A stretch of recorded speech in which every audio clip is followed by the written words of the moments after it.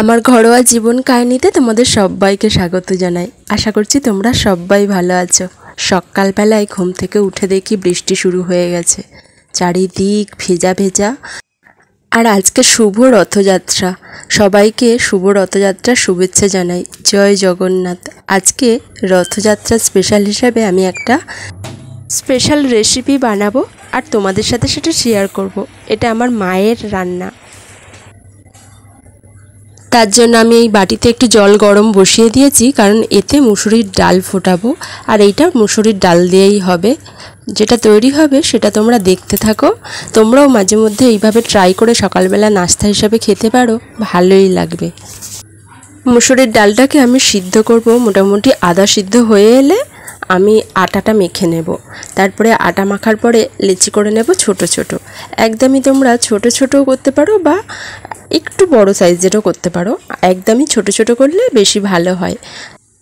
এদিকে মোটামুটি ডালটা সিদ্ধ হয়েও এসেছে, আর আমি এদিকে বেলেও নিয়েছি কয়েকটা লেচি। এই লেচিগুলোই ডালে ছেড়ে দেব। আমরা এটাকে ডালে লেচি সিদ্ধ বলি। আর আমার মায়ের হাতের স্পেশাল রান্না এটা, ছোটোবেলা থেকেই খেয়ে আসছি। আমার মা প্রায় সময় বানাতো, তবে মায়ের মতো সুন্দর হবে না, আমি চেষ্টা করছি করার। আর আমাদের তো তখন জয়েন্ট ফ্যামিলি ছিল, মা বাবা দাদু ঠাকুমা কাকা কাকিমা সব ভাই বোনেরা। তখন বাড়িতে কত লোক, আর তাদের জন্য সবাইয়ের জন্য মা বানাতো অনেকটা বেশি পরিমাণ ডালের সিদ্ধ করে তার মধ্যে লেচি ফেলে দিত। আর বড় একটা কড়াই বসতো কাঠের উনুনে। আর তখন আবার আমার বাবার ঠাকুমা অর্থাৎ আমাদের বড় মাও বেঁচে ছিলেন। আর এই রেসিপিটা হয়তো তাদেরই, আমার ঠাকুমার বা আমার বড় মার। এতে শুধু শুকনো লঙ্কা ফোড়ন দেব, পরিমাণ মতো একটু লবণ দিলাম।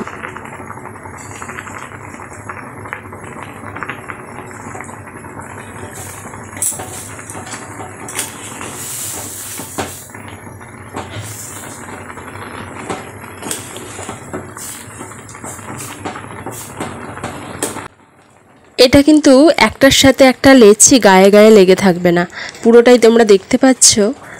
মেনলি এটা সিদ্ধ টাইপের হবে, সিদ্ধ লেচি, ডালে সিদ্ধ লেচি। আর নামটাও একেবারে পারফেক্ট, তাই না? খেতেও কিন্তু খুব সুন্দর হয়। একটু মিষ্টি মিষ্টি দিলে আরও বেশি ভালো লাগবে।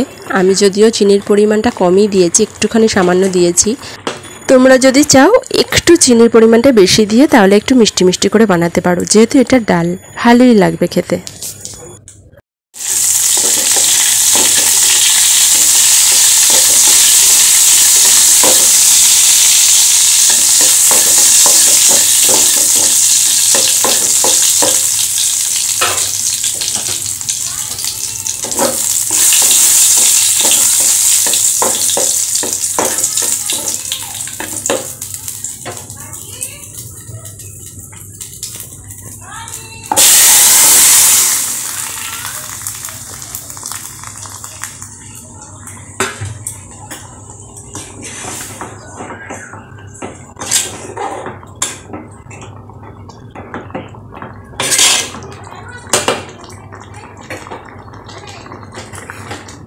আমার হয়ে গেছে ডালে লেচি ছাড়া। আমি যদিও ফার্স্ট টাইম ট্রাই করলাম, তবুও খারাপ হয়নি, ভালোই খেতে হয়েছিল।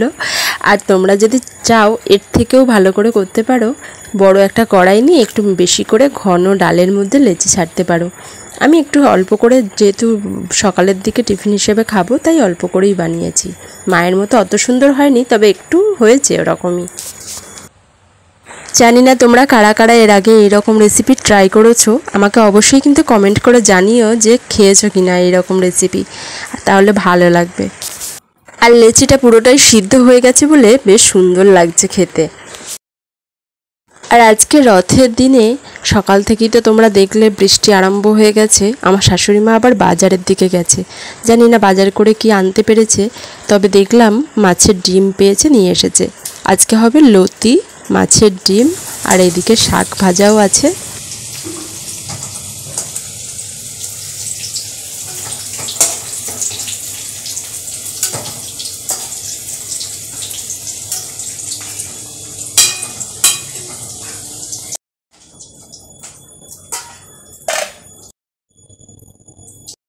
একেবারে দুপুরবেলা চলে এলাম তোমাদের সামনে।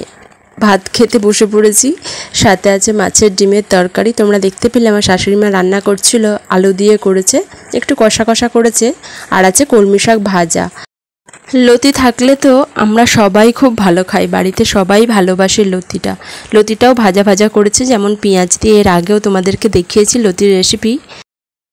আজকে বিকালের দিকে যদি ওয়েদারটা ঠিকঠাক থাকে তাহলে কর্তাগিন্নি দুজনে মিলে যাব একটা নিমন্ত্রণ বাড়িতে। তার জন্য আমি এই শাড়িটা বার করে নিয়েছি। এটা একটা হ্যান্ডলুম শাড়ি। এই শাড়িটা কিন্তু এই ওয়েদারের জন্য একদম পারফেক্ট।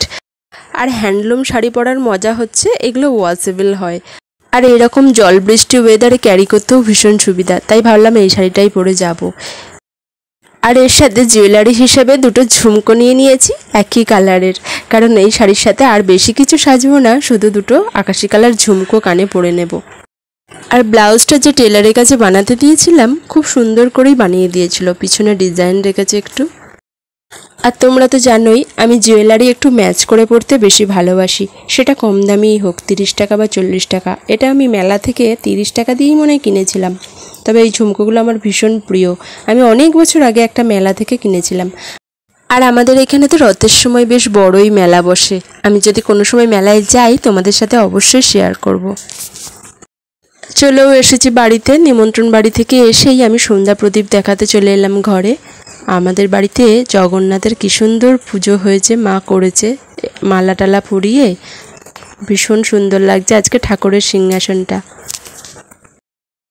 এটা আমাদের গুরুদেব, গুরুদেবকেও বেশ সুন্দর করে সাজানো হয়েছে। আর গোপু সোনা তো রয়েইছে, চুপটি করে বসে রয়েছে। প্রতিদিন সন্ধ্যাবেলা একটু সন্ধ্যা প্রদীপ দেখাই, একটু ধূপধুনো দেখাই, আমার তো ভীষণ ভালো লাগে। আর ঘরের মধ্যেও একটা পজিটিভিটি আসে। আর এটা আমি আমার ছোটোবেলা থেকেই আমার মায়ের কাছ থেকে শিখে আসছি। এদিকে আমি প্রদীপটা ধরিয়ে নিচ্ছি, তারপরে চারিদিকে একটু প্রদীপ দেখিয়ে নেব। আর তোমাদের কাছে আমার একটাই আবেদন, যারা যারা এখনও পর্যন্ত আমার চ্যানেলে নতুন আছো তারা কিন্তু আমার চ্যানেলটিকে সাবস্ক্রাইব করে আমার পাশে থেকো। আজকের ভিডিওটা তাহলে বেশি বাড়াবো না, সন্ধ্যে টন্ধে দেখিয়ে এখানেই আমি শেষ করছি। আবার চলে আসবো অন্য আর একটা ভিডিও নিয়ে। ততক্ষণে তোমরা সুস্থ থেকো, ভালো থেকো, সাবধানে থেকো, আর আমার পাশে থেকো।